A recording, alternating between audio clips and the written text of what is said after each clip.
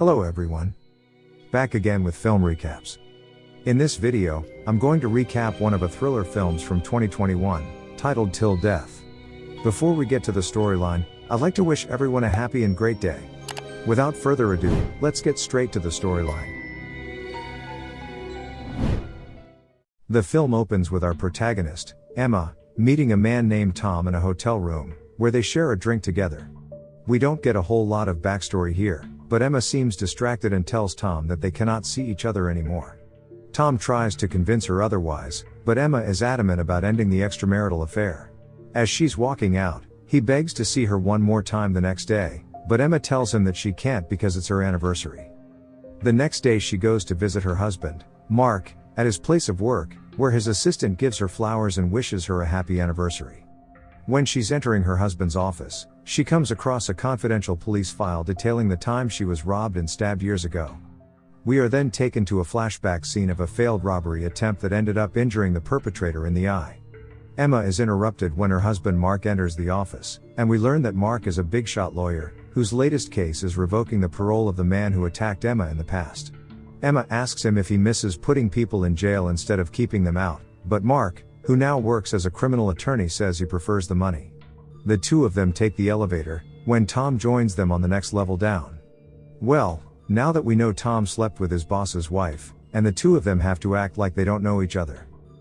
Emma and Mark proceed to a restaurant to have their anniversary dinner, and Mark gives her a diamond necklace as an anniversary gift. Emma also prepared a gift for him, a pair of tickets to the Super Bowl, but he rudely pushes it away, saying that the team sucks that year. They then witness a man across the room propose to his girlfriend, and Emma looks longingly, remembering the time when she was happy with her husband. Mark then puts the necklace on her, and here we also learn that they've been married for 11 years. After the dinner, Mark puts a blindfold over Emma's eyes, and throws a surprise for her by driving them over to a secluded lake house that they used to go to when they were younger. When they arrive, Emma decides to explore the house, and finds a dark room full of pictures of them together. She plays the turntable, and smiles as she reminisces the good times they used to have. Emma makes her way upstairs, following the rose petals into the bedroom, and finds Mark waiting with 2 glasses of champagne. He gives her a heartfelt apology for not being a good husband, and tells her that he wants them to try and fix things from this moment on. The two then proceed to make love to each other. In the morning, Emma wakes up and finds her husband sits on the bed beside her. Here she finds her wrist handcuffed to Mark's, then he suddenly points a gun to his head, and to everyone's surprise, kills himself. Emma tries screaming for help, but of course there is no one around.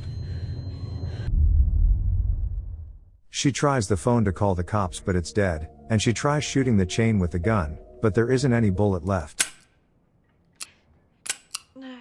With no other choice, she drags Mark's dead body with her to the walk-in closet, and finds her wedding dress hanging there.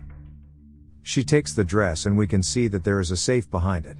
Emma puts the dress under Mark's body to make it easier for her to drag him around, but when she is about to head downstairs, she ungracefully tumbles down with the corpse.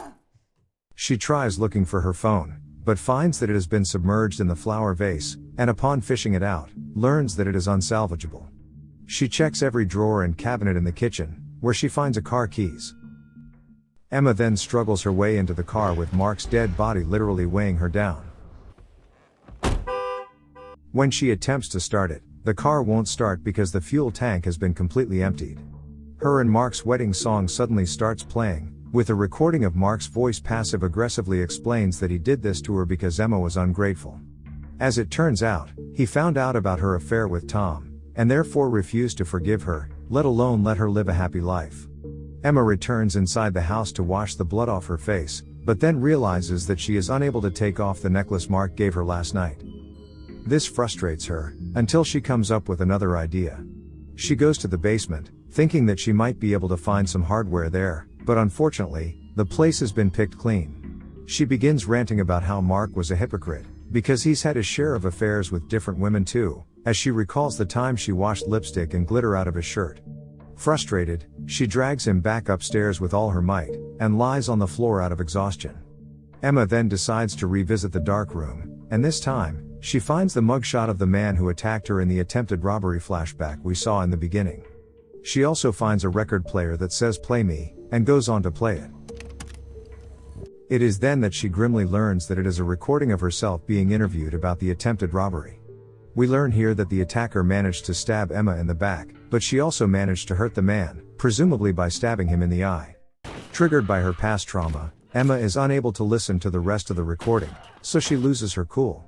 When Emma returns to the living room, she realizes that someone is outside the door. As it turns out, it is Tom, the man she had an affair with.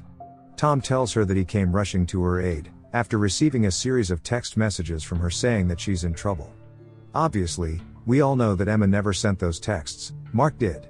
After noticing what's happening to Emma, Tom tells her that the FBI raided Mark's office, and that Mark's entire carrier was going up in flames. Emma now understands why her husband dared to shoot himself, and she tells Tom that they need to call the police as soon as possible, because she is convinced Mark has concocted an elaborate plan to set them up. However, when Tom walks out to get his phone from the car, they see a truck in the distance making its way towards the lake house. Tom, who is suspicious, decides to head out, and tells Emma to not open the door to anyone but him. The truck pulls up in front of the lake house, and Tom confidently confronts the man that steps out. His name is Jimmy, and he claims that he's come to fix a burst pipe.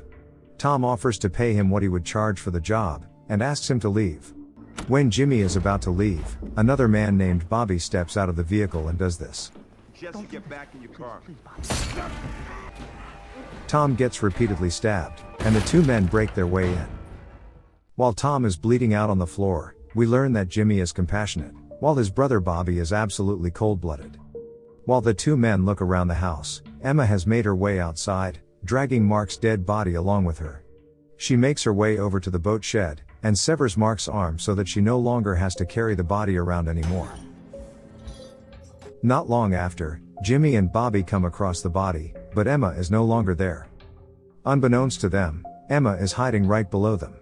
Now that she's seen Bobby's face, she realizes that Bobby is the man who attacked her in the past, and based on their conversation, Emma learns that it was Mark who hired them to come here, promising them that they'd be given access to the lake house's safe, which contains diamonds. But now Mark is dead, and so Bobby and Jimmy are on the lookout for Emma, because she's the only other person who would know the combination to the safe. Emma comes out of hiding after the two men leave, and comes up with an idea. Jimmy studies the safe and informs Bobby that the safe requires both a combination and a fingerprint, so Bobby goes to retrieve Mark's dead body. Meanwhile, Emma is now dragging the boat's fuel tank through the snow, but then she almost gets caught when Jimmy exits the house to look for her, but she eventually makes it inside the car garage, and begins trying to pump the fuel into the car's fuel tank. Unfortunately, this process makes some noise, which prompts Bobby to go investigate. Emma hides under the car while Bobby walks around and slashes a tire to make sure Emma isn't able to leave with the car. Emma sneaks away from Bobby and exits the garage. She makes it back inside the house, while Jimmy is busy dragging Mark's dead body inside. Bobby, who is suspicious, follows closely behind her, and Emma gets trapped in the staircase between Bobby in the basement and Jimmy in front of the door.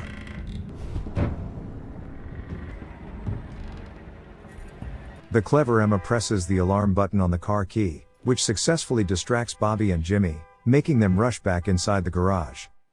Emma uses this brief opportunity to mourn over Tom's death. While outside the house, Bobby explains to Jimmy that he refuses to let Emma walk out alive, because he's still bitter over the fact that she put him behind bars for the past 10 years after the failed robbery attempt.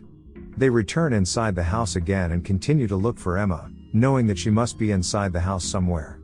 Bobby goes to check upstairs and Jimmy stays on the first floor. Once up there, Bobby hears a noise in the attic, before going there, and begins to look around, right when Emma comes out of hiding and attacks him. She then takes his car keys, while Jimmy, who heard the commotion, rushes his way upstairs to find his brother unconscious. Emma hits Jimmy with a golf club, locks him inside a room, and breaks the doorknob. She then makes her way outside, and tries to start the car, but Bobby, who is apparently awake now, stops her. While this is going on, Emma manages to reach for a phone and dials 911. Jimmy walks up to them and pleads for Bobby to give this up, and get away before the cops get here, but Bobby is too stubborn. He proceeds to kick Emma unconscious. Emma wakes up to find that she is once again handcuffed to her dead husband, with Bobby and Jimmy dragging the safe closer to her. She tries telling them that she doesn't know the safe's combination, but Bobby, who doesn't believe her, begins to beat her and subdue her. He threatens to stab her again, prompting Jimmy, the compassionate one, to stop him, but Bobby shrugs him away. Jimmy then reaches for Mark's gun and points it at Bobby, because he is sick of all the violence. Emma suddenly voices that she will give them the combination, as long as they uncuff her. Jimmy does as she says, and she proceeds to give them the combo to the safe. The safe finally opens, but unfortunately, it is empty save for an engraved medal that says that the diamonds inside the safe have been converted into the necklace Emma is wearing now. Emma begins to panic, saying that she has tried taking off the necklace but it won't open. The cold-blooded Bobby is absolutely ready to decapitate Emma just to get to the diamonds, but Jimmy refuses to let him. Bobby shoves Jimmy out of the way and tries firing the gun, but it isn't loaded. He then proceeds to scuffle against Emma, until Jimmy interrupts and the two brothers begin scuffling. Bobby accidentally ramming Jimmy's head to the clothes hanger, instantly killing him. While Bobby pauses in shock, Emma gets up and reaches for a knife nearby. Bobby then faces her and swears he would kill her. The two scuffle against each other again, but this time, Emma manages to hit him with a heavy tool. She makes her way to escape, with Bobby going after her again, but he's the one chained to Mark this time.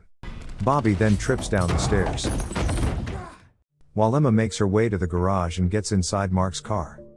Bobby follows closely behind, and Emma panically backs the car up, breaking through the garage wall, then rams into the other cars. When she can't push the cars, she drives forward and hits Bobby in the process.